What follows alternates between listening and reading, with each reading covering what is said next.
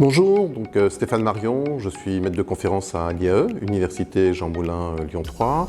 J'ai rejoint l'université il y a maintenant un peu plus de 20 ans, après une expérience d'une quinzaine d'années dans une autre institution lyonnaise. Je suis en responsabilité du DCG sur le campus de Bourg-en-Bresse, dont je suis également le directeur. Je crois que le mot préparation est important. Pourquoi? Parce que un DCG, c'est un diplôme national. On pourrait le comparer au bac. Quand vous passez un DCG, vous passez un diplôme qui va être le même, quel que soit l'établissement ou le lieu de passage dans lequel vous allez aller. Et ce diplôme, en fait, c'est le premier niveau de diplôme pour aller vers l'expertise comptable. Nous n'avons pas sur le campus de Bourg-en-Bresse la première année de DCG.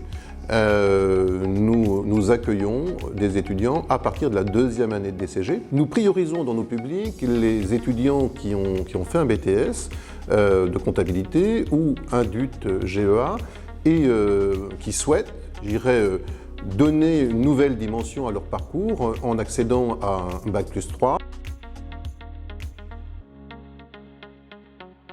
Oui, c'est une particularité locale et c'est aussi l'alternance un vrai challenge pour les étudiants. Pourquoi? Parce que lorsque l'on fait une année de DCG en alternance, en fait, nous avons deux centres de formation.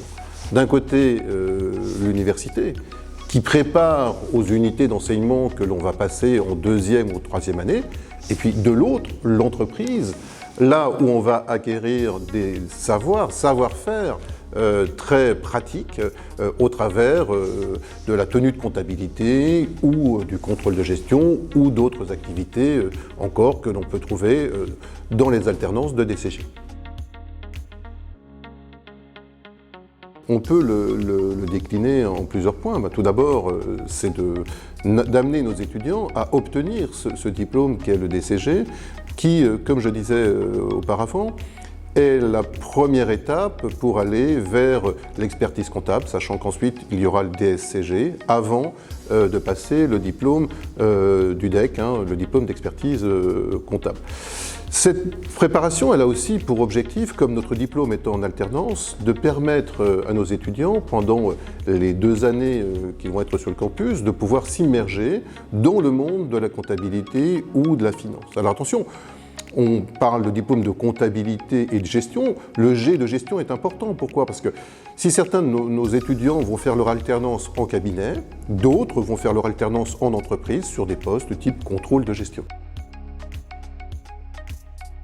Le DCG, c'est un diplôme qui n'est pas seulement un diplôme comptable. Pourquoi? Parce que vous allez avoir des matières liées au métier du chiffre, mais vous allez aussi avoir des enseignements relatifs au droit, à la fiscalité ou au management.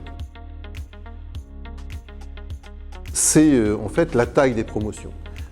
Généralement, nous nous limitons volontairement à des groupes de 15 à 20 personnes pour qu'on puisse garder une proximité entre le corps enseignant et les étudiants, et puis pour que vous soyez aussi dans un contexte où vous ne soyez pas noyé dans la masse à l'intérieur duquel vous allez pouvoir très facilement nouer des liens avec vos camarades pour pouvoir vous encourager dans la préparation de ce diplôme qui, je le rappelle, est un diplôme exigeant. Vous serez 3 jours en entreprise, 2 jours sur le campus de l'université. Je crois que ce qui est intéressant dans ce rythme, c'est le fait que vous alliez être toutes les semaines, 3 jours, soit en cabinet, soit en entreprise. Donc, vous allez avoir une vraie posture de salarié et on va pouvoir vous confier des dossiers à part entière assez rapidement.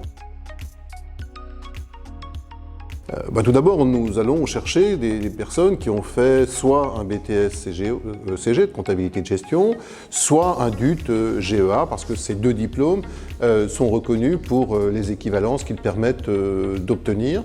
Ensuite, je crois que ce qui est important, c'est qu'on va chercher des personnes qui vont se caractériser par une motivation affirmée. Pourquoi? Parce que il ne faut pas se le cacher, la préparation au DCG, c'est quelque chose d'ambitieux, c'est un vrai challenge qu'il faut être capable de relever.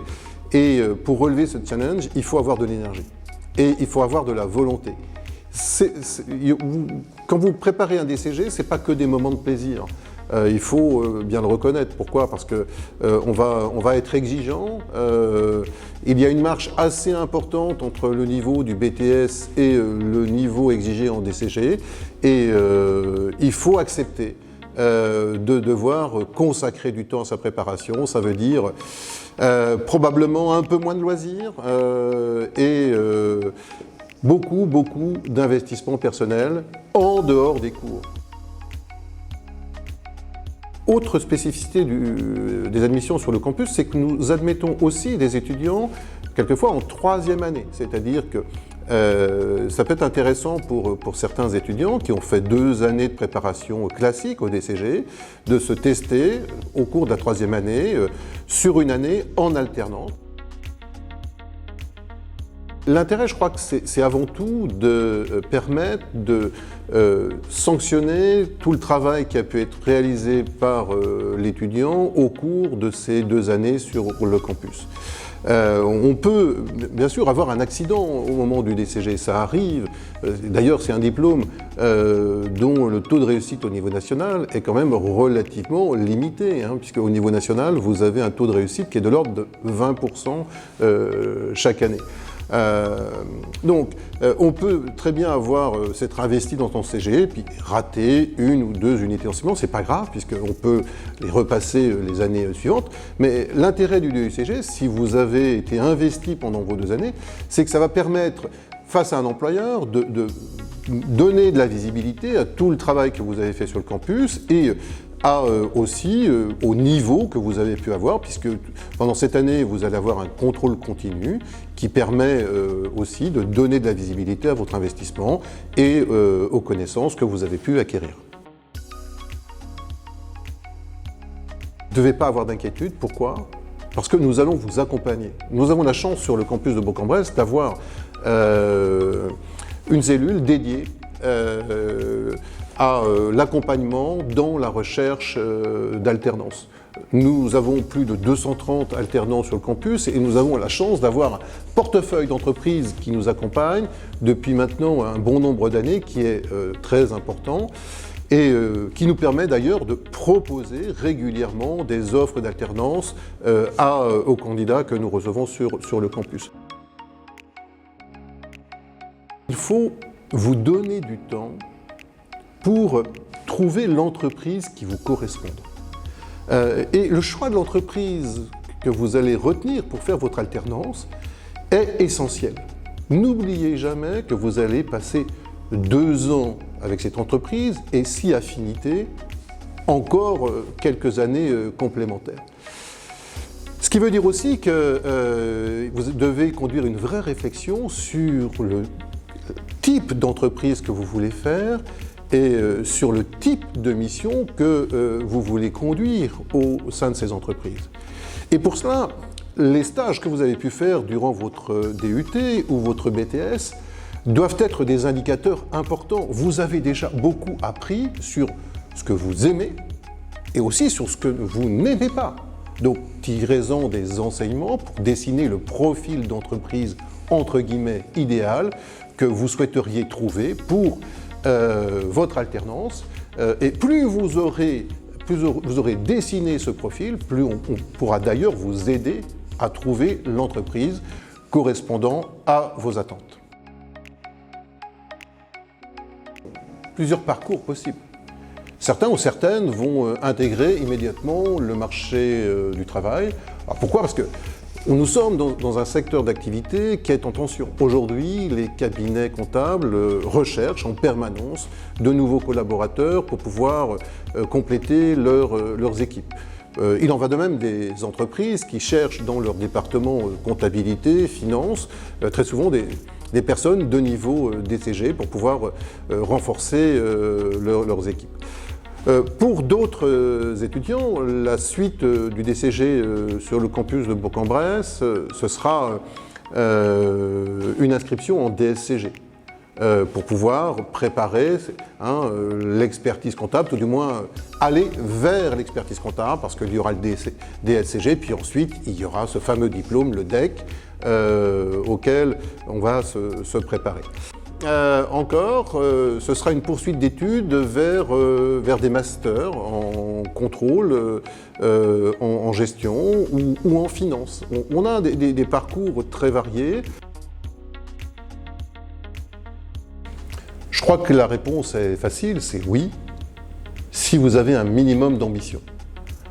Pourquoi ? Parce que ce sont des métiers qui sont en évolution permanente. Les métiers du chiffre sont très fortement conditionnés par les évolutions technologiques.